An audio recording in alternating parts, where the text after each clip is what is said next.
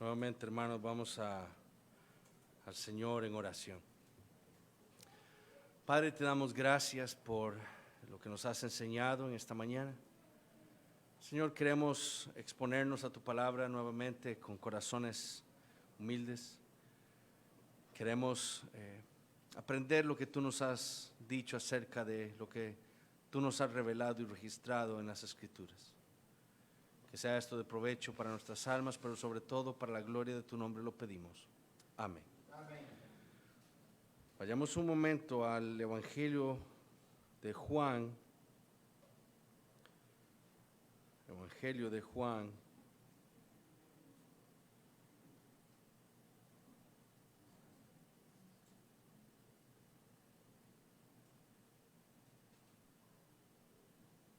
Capítulo 17.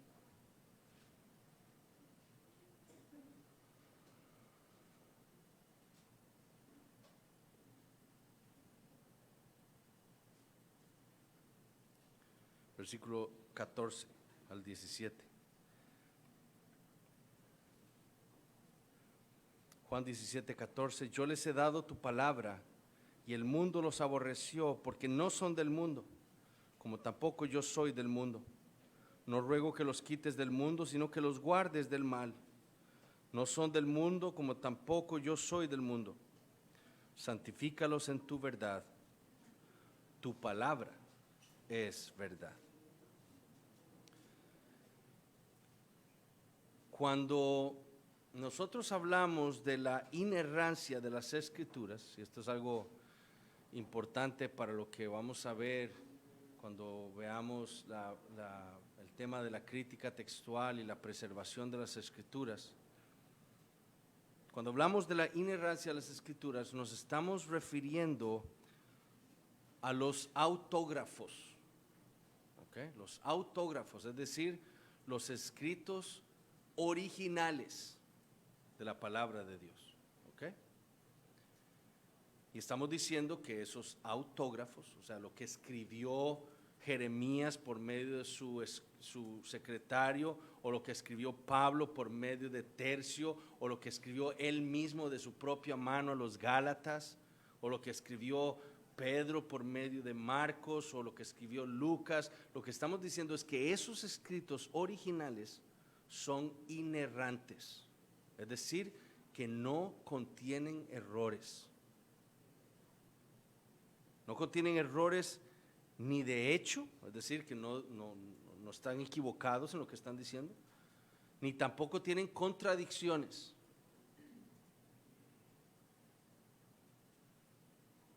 Y eso lo podemos deducir, ¿verdad? Porque ¿cómo va a tener contradicciones lo que se ha dicho por un mismo autor, ¿verdad? Que es Dios. ¿Okay? Finalmente la Escritura es eso. Como eso es lo que vimos en la sesión pasada, la inspiración es Dios, el autor de la Escritura. Sí, podemos hablar de otros autores humanos, ¿verdad? Fueron los que escribieron, ¿verdad? Pero hay un solo autor que los inspiró a todos, que dio su palabra por medio de ellos, que es Dios. Entonces, Dios, como vamos a ver, es perfecto, Él es verdad. No pueden haber contradicciones entonces en la palabra que Él inspiró, ¿verdad? Infalibilidad, a pesar de que es un concepto diferente, está muy relacionado con la inerrancia. ¿Okay? Cuando nosotros decimos que la Biblia es infalible, lo que estamos diciendo es que todo lo que la Biblia dice es confiable, ¿okay? O que es verdadero. No solo no tiene errores, sino que todo lo que ella dice es confiable. Entonces, la inerrancia tiene que ver con la transmisión fiel de la revelación de Dios a los hombres. Y por lo tanto, si nosotros creemos en la inerrancia de las Escrituras, vamos a creer también en la infalibilidad de las Escrituras, que son confiables. ¿Okay? Si algo no tiene errores, es confiable, ¿verdad? Si algo tiene errores, pues no es tan confiable o no es confiable. Ahora es importante esto, lo que les dije al principio de que son los autógrafos los que no contienen error, ¿verdad? Las copias de estos documentos, como veremos, sí contienen errores. lo que se copió, ¿verdad? Cientos de años después. Eso sí, tiene errores, pero los escritos originales de ellos no contienen errores. Eso es lo que nosotros decimos o afirmamos cuando decimos la Biblia es inerrante. ¿Okay? Lo que Dios inspiró es inerrante, no tiene errores. ¿Okay? La copia que ustedes tienen, esa copia de la Reina Valera o no sé qué otra versión tendrán, eso no es inerrante. Yo me acuerdo cuando yo empecé, cuando el Señor me salvó recién, y yo tenía mi copia de las Escrituras, una Reina Valera 1960 que mi mamá me había regalado, y empiezo a leer y tenía un error ortográfico. Yo decía, no, ¿cómo es esto? Hay un error, ¿verdad? Obviamente eso era mi inmadurez y mi mente infantil pensando, ¿verdad? Pero es obvio, es lógico que en copias puedan haber errores, ¿verdad? Yo no sé si ustedes se han encontrado alguna vez un error ortográfico en alguna de las versiones que nosotros tenemos, ¿verdad? Eso puede tener errores, ¿verdad? Pero lo que fue inspirado por Dios, por medio de Moisés, por medio de el cronista, por medio de Isaías, Jeremías, los profetas, los apóstoles, eso que fue inspirado por Dios, eso no tiene error, ni se contradice. Es totalmente infalible, es totalmente confiable. ¿Ok?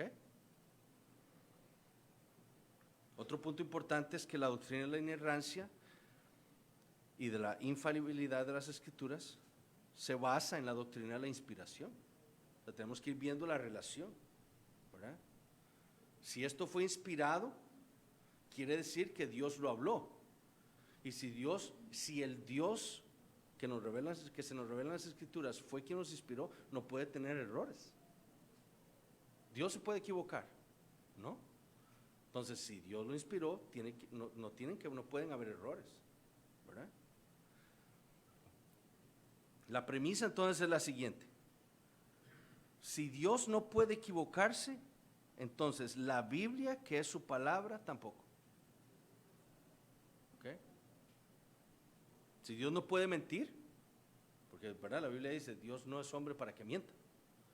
Si la Biblia no puede mentir, entonces, si Dios no puede mentir, entonces la Biblia, que es su palabra, tampoco puede mentir. Por eso es tan importante que nosotros entendamos la teoespiración de las Escrituras. ¿Okay? Todo lo demás viene de esa doctrina. Ustedes conocen la Confesión Bautista de Londres, ¿verdad? La Confesión de Westminster. Esas confesiones, ¿con qué empiezan? ¿Con qué capítulo empiezan? ¿Con qué doctrina? La doctrina de las Escrituras. ¿Okay? ¿Y el segundo capítulo? La doctrina de Dios, ¿verdad? Porque esos dos son los dos principios de toda nuestra teología, ¿verdad? Para los reformadores, la doctrina de la palabra es el principium cognoscendi, o el principio del conocimiento. Y la doctrina de Dios es el principium essendi, o sea, el principio de la esencia de todo, ¿verdad? Entonces, pero ¿cómo conocemos nosotros a Dios?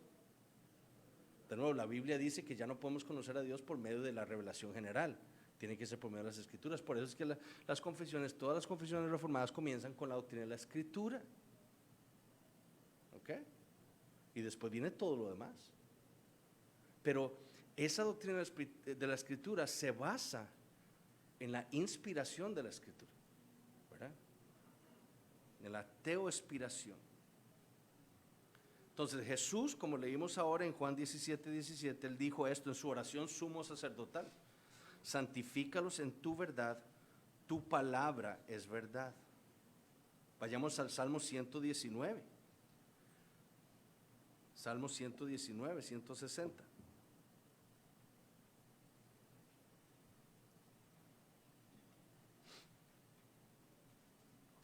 Salmo 119, 160. La suma de tu palabra es verdad, o sea, toda tu palabra es verdad, es lo que dice el salmista. ¿Y qué es la palabra de Dios? Todos los libros que nosotros tenemos, ¿verdad? En el Antiguo y en el Nuevo Testamento. Entonces todo eso dice el salmista, es verdad. En Números 23:19, Dios no es hombre para que mienta. ¿Qué es lo que caracteriza al hombre? La mentira, ¿verdad? Desde la matriz se desviaron diciendo mentiras, ¿verdad? Dice el Salmo 52. Eso es lo que nos caracteriza a los hombres, la mentira. Pero Dios no. Él no es hombre, dice, para que mienta. Hebreos 6:18. Veamos a Hebreos capítulo 6.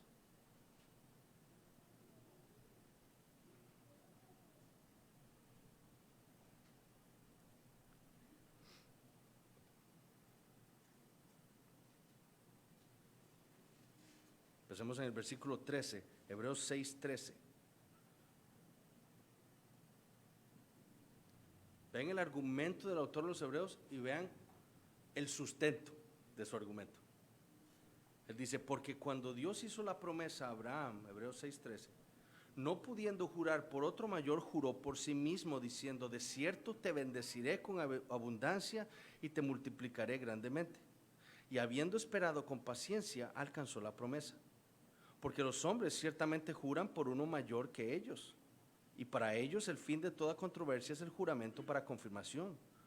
Por lo cual, queriendo Dios mostrar más abundantemente a los herederos de la promesa, o sea, nosotros los creyentes, la inmutabilidad de su consejo, o sea, que su consejo no cambia, es el mismo, interpuso juramento. ¿Ok? O sea, vean, o sea, es que vean lo que el autor de los Hebreos está diciendo. Dios no tiene por qué jurar. Él no tiene por qué jurarnos a nosotros nada, porque Él es verdad. Cuando Dios nos dice, esto es lo que voy a hacer, eso es lo que Él va a hacer. Cuando Él nos ha dicho a nosotros, este es mi nuevo pacto, esto es lo que yo voy a hacer, eso es lo que Él va a hacer. Nosotros no podemos, a ver, Dios, a ver, no podemos ser como Gedeón, demuéstrame a ver que eso es cierto. No, ¿verdad? O sea, Dios no tiene por qué jurarnos nada, pero Dios es tan bueno que Él dice, para mostrarnos a nosotros que su consejo es inmutable, que no cambia, para animarnos a nosotros los pobres cristianos. Él juró, hijos, esto yo lo voy a hacer, lo juro por mí mismo, para que por dos cosas inmutables, y vean lo que dice, en las cuales es imposible que Dios mienta, tengamos un fortísimo consuelo los que hemos acudido para asirnos de la esperanza puesta delante de nosotros. Usted ha ido a Jesucristo por la fe y está aferrado a Él. Usted puede tener toda la seguridad de que todas las promesas de Dios son suyas, porque Dios lo ha dicho y lo ha jurado, y Dios no miente. Eso es lo que el autor de los Hebreos está diciendo. Dios no miente. Proverbios capítulo 30. Proverbios capítulo 30.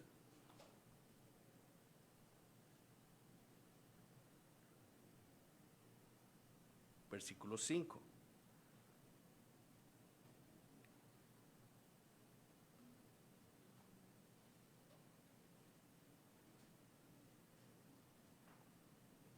Toda palabra de Dios es limpia.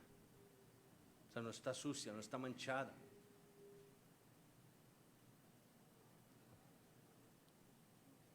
Tan segura, tan inerrante, tan confiable es la palabra de Dios, que Jesús dijo esto en Mateo 5:18. Porque de cierto os digo que hasta que pasen el cielo y la tierra, ni una jota, ni una tilde pasará de la ley, hasta que todo se haya cumplido. O sea, más, porque este texto lo vamos a ver cuando veamos la preservación de las Escrituras. Algunos usan este texto para decir, vea, que Jesús está prometiendo aquí que, que Dios va a preservar su palabra. Eso no es lo que Jesús está diciendo. Lo que Él está diciendo es que todo lo que Dios habló se va a cumplir. Eso es lo que, ¿por qué? Porque es inerrante la palabra de Dios, porque es infalible, es confiable. Todo lo que se ha dicho en la Biblia va a pasar. Va a pasar. Eso es lo que Jesús está diciendo. ¿Y cómo es que Jesús puede tener esa certeza? Bueno, solo porque él sabía que la Biblia es inerrante e infalible, ¿verdad? Todo se va a cumplir. En Hechos 24:14, Pablo, habiendo aprendido muy bien del Señor Jesucristo, ¿verdad?, le dice esto a Félix, en Hechos 24:14.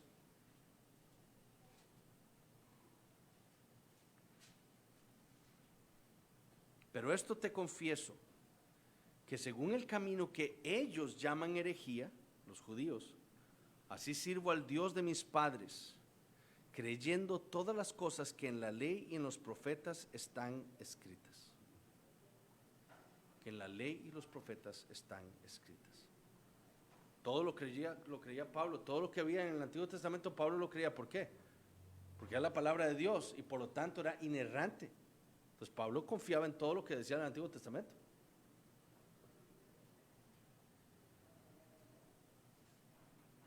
El otro pasaje es Deuteronomio capítulo 13.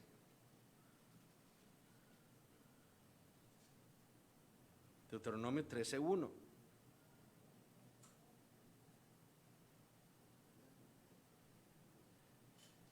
Cuando se levantare en medio de ti profeta o soñador de sueños, y te anunciare señal o prodigios, y si se cumpliere la señal o prodigio que él te anunció diciendo, vamos en pos de dioses ajenos que no conociste y sirvámosles, no darás oído a las palabras de tal profeta, ni al tal soñador de sueños, porque Jehová vuestro Dios os está probando, para saber si amáis a Jehová vuestro Dios con todo vuestro corazón y con toda vuestra alma. En pos de Jehová vuestro Dios andaréis, a él temeréis, guardaréis sus mandamientos y escucharéis su voz, a él serviréis y a él seguiréis. Tal profeta o soñador de sueños ha de ser muerto, por cuanto aconsejó rebelión contra Jehová vuestro Dios, que te sacó de tierra de Egipto y te rescató de casa de servidumbre, y trató de apartarte del camino por el cual Jehová tu Dios te mandó que anduvieses, y así quitarás el mal de en medio de ti. Entonces, Dios le está diciendo a su pueblo Israel, vean, si algún hombre se levanta diciendo, vean, yo soy un profeta de Dios, y hace un milagro, ¿verdad? O sea, hace una obra milagrosa, y les dice, vean, vean que soy un profeta de Dios, vean que hago milagros, vamos a adorar a dioses ajenos. Israel debía matar a ese profeta. ¿Por qué? Porque claramente no era un profeta de Dios. ¿Por qué? Porque les estaba diciendo a ellos, la Biblia no la sigan, lo que Dios nos ha dicho no lo hagan, hagamos algo distinto, ¿verdad? Vean lo que dice en el versículo 5. Dice, tal profeta o señor de sueños ha de ser muerto por cuanto aconsejó rebelión contra Jehová. ¿Cuál era la rebelión? Trató de apartarte del camino por el cual Jehová tu Dios te mandó que anduviese. ¿Qué es ese camino? Cuando la Biblia habla de que Abraham iba a enseñar a su descendencia en los caminos de Jehová, ¿qué era ese camino? Era la palabra de Dios, lo que Dios les había enseñado a ellos. Entonces, se podía levantar un profeta y podía haber hecho un milagro, pero si él decía algo en contra de la palabra de Dios, él debía ser muerto, contra lo que Dios había dicho, ¿verdad? Dios no se equivoca, no se puede contradecir. Él no puede enviar a alguien que diga algo contrario a lo que él ya ha dicho. ¿Me explico? Ese es el punto. Ustedes tienen que, eso es lo que Dios le está diciendo a Israel, ustedes tienen que entender, yo no me contradigo, yo soy verdadero. Cuando yo digo algo, yo no me puedo contradecir, yo no puedo, es que se me olvidó lo que yo había dicho, entonces, no. Lo que ustedes tienen que entender es, Dios nos ha dicho esto, ahora viene hace un milagro y nos dice que hagamos lo contrario. Entonces esto es un falso maestro, ¿verdad? Ahora Dios les dice, yo los estoy probando a ustedes con esos hombres, para ver si ustedes realmente me aman, ¿verdad? Negar entonces la inerrancia de las Escrituras, ¿verdad? Es decir, Dios se equivoca. ¿Okay? Cualquiera que diga que la Biblia no es inerrante, que la Biblia contiene errores, ¿verdad? Está yendo contra la inspiración de las Escrituras. Y es obviamente blasfemar contra Dios. Warfield de nuevo dijo lo siguiente con respecto a la Biblia: la inspiración es la influencia extraordinaria, sobrenatural, ejercida por el Espíritu Santo en los escritores de los libros sagrados, por lo cual sus palabras fueron también las palabras de Dios y por lo tanto perfectamente infalibles. ¿Ven cómo está atada la inspiración a la inerrancia, o la inerrancia a la inspiración? Si Dios lo habló, no puede tener errores. Ahora, ciertamente hay algunas dificultades en esta doctrina, ¿verdad? Algunos han cuestionado y han rechazado la doctrina de la inerrancia de las Escrituras basándose en aparentes contradicciones o inconsistencias de la Biblia, ¿okay? Pero de nuevo, ¿qué es la Biblia? Es inspirada, es inerrante e infalible, ¿okay? Sin embargo, nosotros tenemos que reconocer que la Biblia no es otra cosa más que Dios condescendiendo con nosotros los hombres, ¿okay? Eso es lo que es la Biblia. Dios no tiene de nuevo por qué hablarnos. Y no tiene por qué hablarnos en un lenguaje que nosotros podamos entender. Pero eso lo hizo Dios. O sea, Dios ha condescendido con nosotros los hombres y nos ha hablado en nuestro idioma, en un idioma ordinario, ¿verdad? O sea, yo no sé si ustedes han leído esos libros en español antiguo, ¿verdad? Y usted dice, o sea, tengo que leerlo 3 veces porque no entendí nada, ¿verdad? ¿Verdad? O en el inglés de los tiempos antiguos, ¿verdad? Usted dice, o sea, realmente no entendí nada. Bueno, Dios no nos habla así. Dios nos habla a nosotros en un idioma ordinario, en un idioma que nosotros usamos constantemente, porque Dios está condescendiendo con nosotros para que le entendamos a Él. Eso es lo que Dios quiere. Dios nos ha dado su palabra en nuestro idioma, en un idioma ordinario, para que nosotros podamos entenderle, ¿ok? Y estoy hablando del hebreo y el griego, ¿verdad? O sea, nosotros no hablamos eso, pero eso fue los idiomas y arameo en los que Dios inspiró su palabra: hebreo, arameo y griego. Y esos idiomas es Dios condescendiendo con nosotros los hombres. Entonces, por ejemplo, cuando nosotros describimos algún acontecimiento natural, ¿verdad? Generalmente usamos lenguaje que no es científico, ¿verdad? Sino que más bien lo que estamos dando es nuestra perspectiva de las cosas, ¿ok? Entonces, por ejemplo, nosotros nos levantamos de la mañana, abrimos la ventana y decimos, mira, se está levantando el sol. El sol se levanta, o sea, científicamente. ¿Cómo es que sale el sol? La tierra es la que se mueve.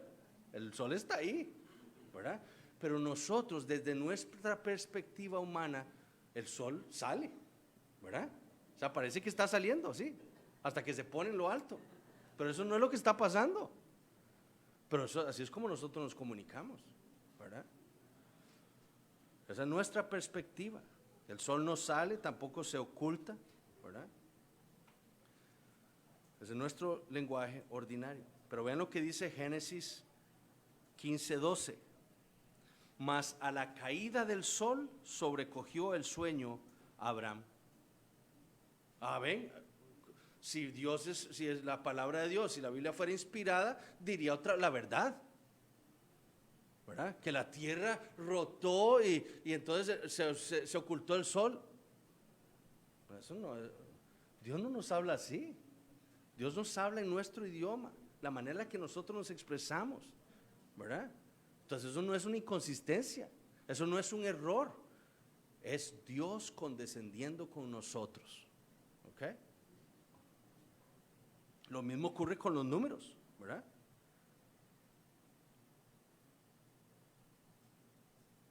Llegamos y hay, no sé, voy a usar un mal ejemplo, pero llegó el concierto de Bad Bunny Y viene alguien y le pregunta, ¿y quiénes fueron ahí? Estaba todo el mundo. O sea, usted no cree que todos los no sé cuántos 9 billones de personas estaban metidos en el estadio, ¿verdad? Usted no cree eso. Pero esa persona está diciendo la verdad o no. Sí, lo que está diciendo, como entendemos nosotros, esa expresión es que estaba lleno, ¿verdad? Entonces, él está diciendo la verdad, pero con unas palabras que nosotros, para que nosotros entendamos que el estadio estaba lleno, ¿verdad? Bueno, lo mismo hace la Biblia. Lo mismo hace la Biblia.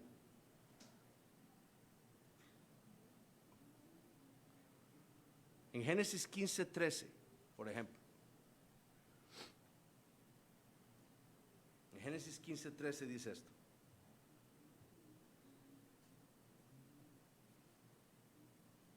Entonces Jehová dijo a Abraham: ten por cierto que tu descendencia morará en tierra ajena y será esclava allí, será oprimida 400 años. Ven, un error. Se equivocó Dios. Dijo que eran 400 años. Vayan a Éxodo 12:41. Éxodo 12:41.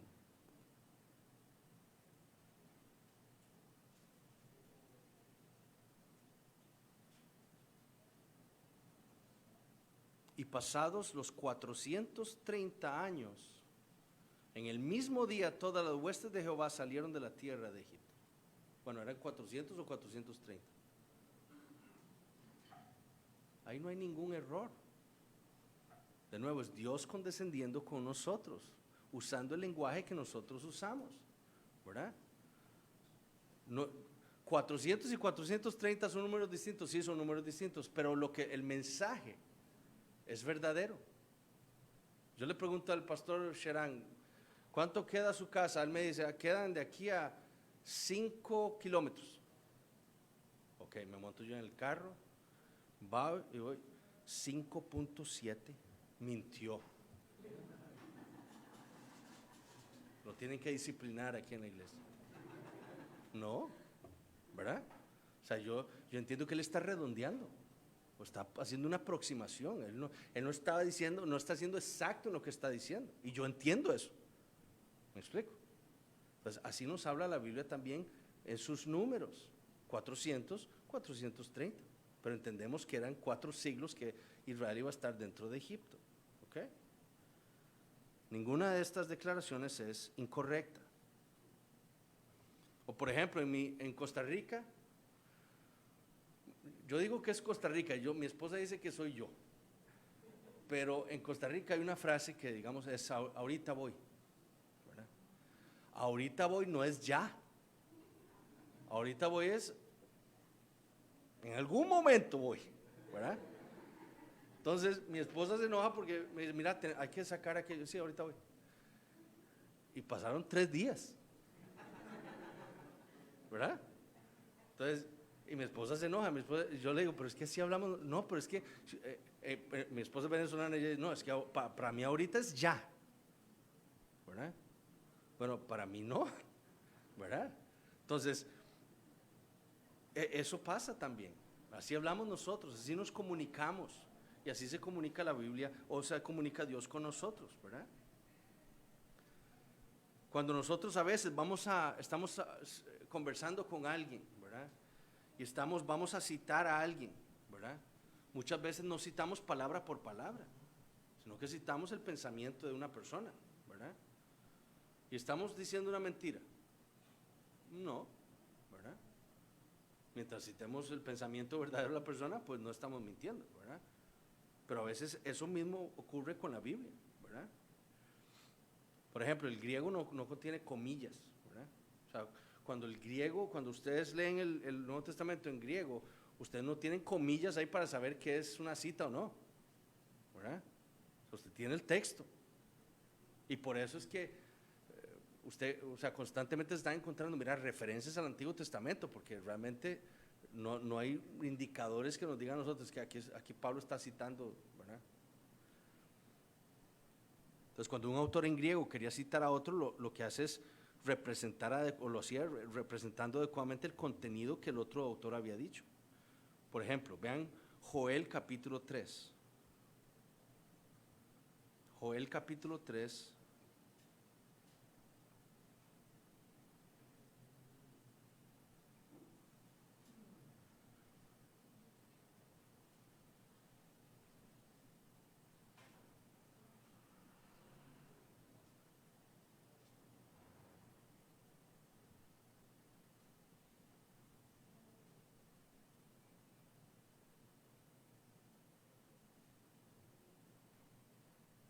Perdón, Joel capítulo 2, es el capítulo anterior. Joel capítulo 2, versículo 28. Y después de esto derramaré mi espíritu sobre toda carne y profetizarán vuestros hijos y vuestras hijas, vuestros ancianos soñarán sueños y vuestros jóvenes verán visiones. Y también sobre los siervos y sobre las siervas derramaré mi espíritu en aquellos días. Y daré prodigios en el cielo y en la tierra, sangre y fuego y columnas de humo.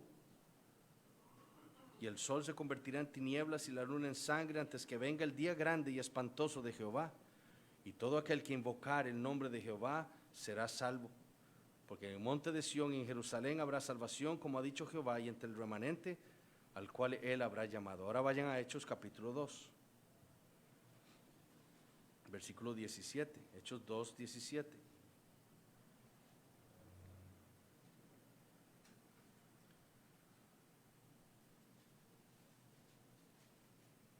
Y en los postreros días, dice Dios, y ahora sí, Pedro es aquí, recuerden el sermón de Pentecostés, dice Pedro, y en los postreros días, dice Dios, derramaré mi espíritu sobre toda carne, y vuestros hijos y vuestras hijas profetizarán, vuestros hijos verán visiones, y vuestros ancianos soñarán sueños.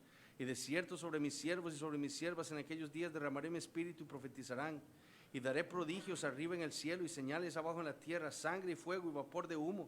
El sol se convertirá en tinieblas y la luna en sangre antes que venga el día del Señor, grande y manifiesto, y todo aquel que invocar el nombre del Señor será salvo. Entonces Pedro no está citando palabra por palabra a Joel, ¿verdad? Pero sí nos está dando muy claramente una referencia a Joel y nos está diciendo esto es lo que Joel dijo, ¿verdad? Entonces eso lo hace la Escritura también y no es ni una contradicción ni un error. Es sencillamente el modo en que Dios también decidió condescender con nosotros al revelarnos su palabra. ¿Okay? Entonces realmente no hay errores en la Biblia, ¿okay? Ni hay contradicciones. Hay cosas que son difíciles a veces de entender, pero que la misma Biblia, si nosotros la estudiamos, nos va a dar la respuesta.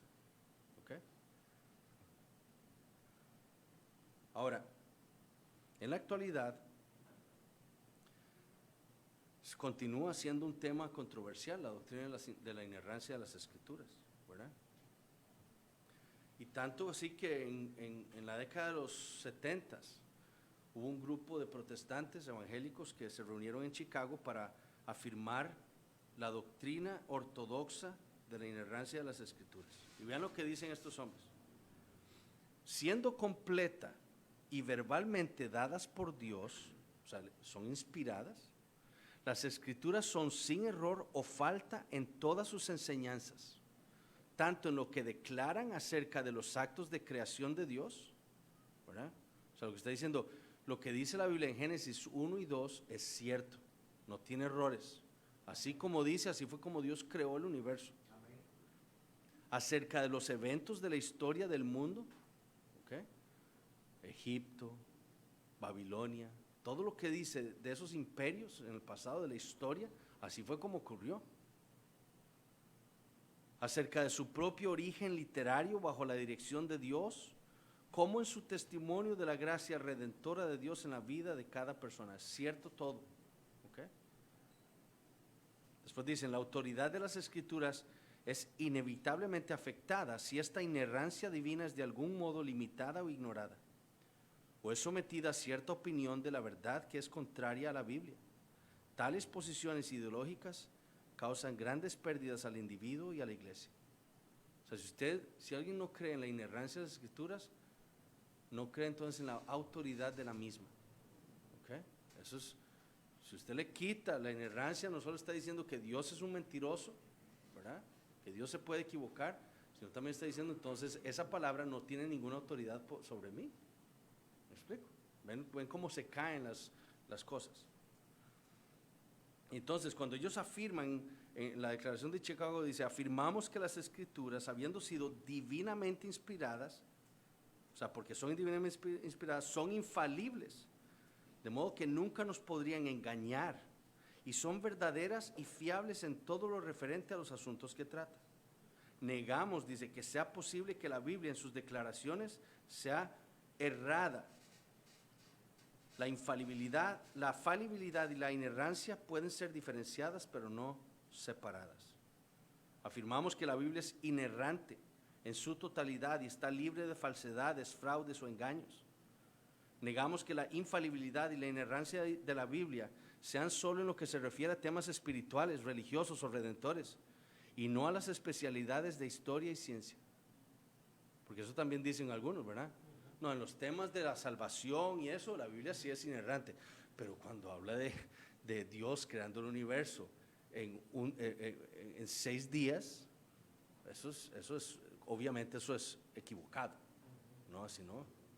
En todo, en los temas espirituales y en lo que tiene que ver con ciencia e historia. ¿Ok? Todo es inerrante. Negamos además que las hipótesis científicas de la historia terrestre puedan ser usadas para invalidar lo que enseñan las Escrituras acerca de la creación y del diluvio universal. ¿Ok? Entonces, vean lo que dice la ciencia. Vean las fechas de carbono. Le dicen que la Tierra tiene millones de años. Vean, aquí está la evidencia. Pero es que la Biblia dice esto. ¿A quién le va a creer? A la Biblia. Pues la Biblia no se equivoca, los hombres sí se equivocan. Los hombres sí mienten. Los hombres sí somos faltos para entender las cosas. Dios no. Él no carece de conocimiento. ¿Verdad? Entonces, hay que creerle a la Biblia. ¿Por qué? Porque es la palabra de Dios. ¿Verdad? Entonces, a lo largo de la historia, muchos ataques hemos tenido a la inerrancia, el liberalismo, ¿verdad? El evolucionismo. Pero estos son los problemas nuestros si negamos la inerrancia de la Biblia. Primero, si nosotros negamos la inerrancia, nos confronta un problema moral serio. Que Dios miente. Y si Dios miente, entonces nosotros podemos mentir. ¿Ven? Si usted niega que la Biblia es inerrante, usted está diciendo Dios miente. Entonces, si yo estoy llamado como cristiano a imitar a Dios, yo puedo mentir. Entonces es un problema moral serio, si usted niega la inerrancia de las Escrituras. Sin embargo, Dios nos dice, no mientan. ¿Verdad? Está ahí, no dé falso testimonio. Los 10 mandamientos. Entonces, estamos acusando a Dios de mentiroso. Segundo, si negamos la inerrancia, también entonces cae la confiabilidad que nosotros podamos tener en Dios. O sea, si hay partes de la Escritura que contienen errores, entonces, ¿cuáles partes no contienen errores? ¿Cómo sé yo cuáles son las que no tienen errores? ¿Cómo sé yo qué puedo confiar o no de la Biblia? Entonces, pierde el cristiano su confianza en su Dios. Tercero, si negamos la inerrancia, nos ponemos nosotros como el estándar de la verdad. Génesis 1 y 2 son mentira. Esto es verdad, esto es verdad, esto es mentira, esto contiene errores, esto. O sea, ¿quién es el juez? Nosotros nos estamos poniendo como jueces, pero Dios es el juez de todo, ¿verdad? No nosotros. Si negamos la inerrancia, afirmamos que la Biblia está equivocada. Y entonces no podemos decir que la Biblia está equivocada solo en detalles menores, en 30 años, ¿verdad? Sino también puede estar equivocada en doctrinas clave. ¿Cómo sabremos nosotros acerca de cómo podemos ser salvos si no podemos confiar en la Biblia? ¿Cómo sabemos nosotros acerca del juicio que viene? ¿Cómo podemos decirle a nosotros, a los hombres? Hay un juicio que viene, Jesucristo va a venir. Si negamos la inerrancia de las Escrituras, si negamos su infalibilidad.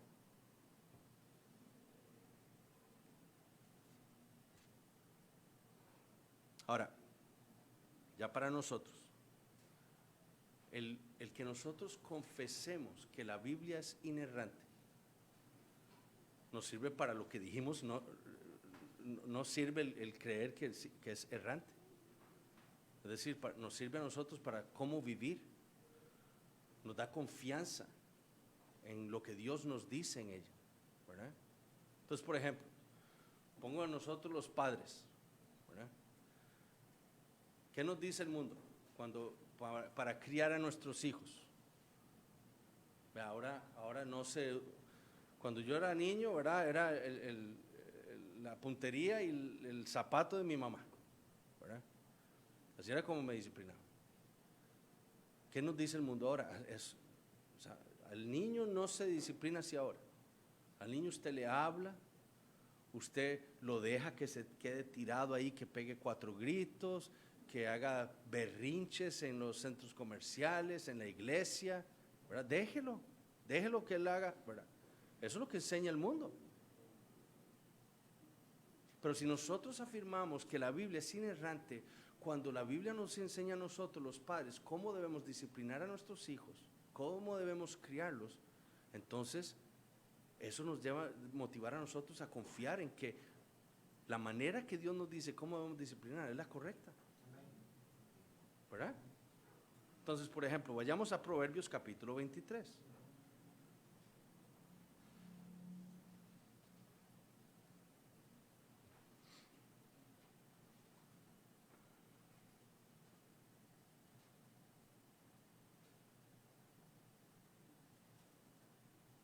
Versículo 13.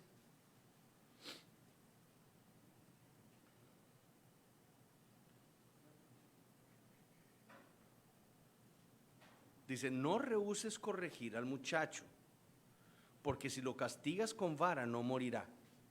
¿Okay? Entonces, disciplínelo físicamente. Cuando llega a tal punto, la disciplina física, disciplínelo, ¿verdad? Porque no va a morir, ¿verdad? Pero él dice, si lo castigas con vara no morirá. ¿Okay? Pero entonces alguien podrá pensar, bueno, sí, bueno, usted puede ser con vara, pero puede ser con la mano también. ¿Por qué no con la mano? ¿O por qué no con el zapato? ¿Verdad? Y lo estoy castigando, ¿sí? ¿Verdad? Versículo 14. Lo castigarás con vara y librarás su alma del Seol. O sea, hay una manera de hacerlo, la manera divina, la manera de Dios. ¿Ok? Entonces no es la mano, no es una patada, no es un golpe, no es, como llamamos en Costa Rica, un cosco en la cabeza, ¿verdad? Es con la vara. Así disciplina un padre físicamente a su hijo cuando ha pecado contra Dios, ¿verdad? ¿Cómo sabemos eso? ¿Cómo podemos estar seguros de que esa es la manera correcta? Porque nosotros sostenemos la inerrancia de las Escrituras. ¿Qué dicen? Que Dios nos ha hablado y Él nos ha dicho cómo. Con la vara. ¿Entienden? Entonces, si nosotros creemos y sostenemos la doctrina de la inerrancia de las Escrituras, ¿qué vamos a hacer? Vamos a creerle a Dios. Y vamos a hacer lo que Él nos dice, vamos a disciplinar a nuestros hijos físicamente como Él nos dice, no como el mundo nos dice o como nosotros se nos ocurre. No es como Dios dice, ¿verdad? Porque Él dice, lo castigarás con vara y librarás su alma del Seol. Ahí está la promesa, ¿verdad? Entonces, ese es un ejemplo de lo que nos sirve a nosotros sostener la doctrina de la inerrancia de las Escrituras. Lo otro es, por ejemplo, el matrimonio y la sexualidad, ¿verdad? O sea, los que creemos en la doctrina de la inerrancia de las Escrituras, creemos entonces que Dios creó la sexualidad para el matrimonio y que la sexualidad fuera del matrimonio no solo es pecado, sino que trae un montón de consecuencias para los hombres y las mujeres, ¿verdad? Además nos dice que es entre un hombre y una mujer. Eso es lo mejor. Dios no se equivoca, porque Él es Dios. Él dio un diseño para el matrimonio y la sexualidad. Entonces, si nosotros creemos eso, así es como vamos a vivir, ¿verdad? Vamos a seguir los patrones, vamos a vivir como Dios quiere que nosotros vivamos. Porque sabemos, eso no es equivocado, eso no es un error. Así es como Dios nos ha dicho que debemos vivir, y así vamos a vivir. Entonces, de nuevo, la doctrina de inspiración de la Escritura no solo debe verse en nuestras vidas y nuestro amor por la palabra, ¿verdad? Nuestro amor por la predicación, pero nuestra confesión de la inerrancia de las Escrituras debe verse en nuestras vidas, en vidas que nosotros nos estamos modelando de acuerdo a la palabra de Dios. Así es como debemos vivir. ¿Cómo dice la Biblia que yo debo trabajar? Voy a la Biblia y así es trabajo yo, porque la Biblia no se equivoca. Como hijo o como hijos, ¿qué les dice la Biblia? ¿Cómo deben vivir ustedes bajo sus padres? Así vamos a vivir, porque la Biblia no se equivoca. Hay esperanza, dice la promesa de Efesios, ¿verdad? Para los niños que son obedientes. Entonces Dios no se equivoca. Entonces debemos ver cómo estas doctrinas deben transformar o ir transformando nuestras vidas. Entonces Dios les bendiga.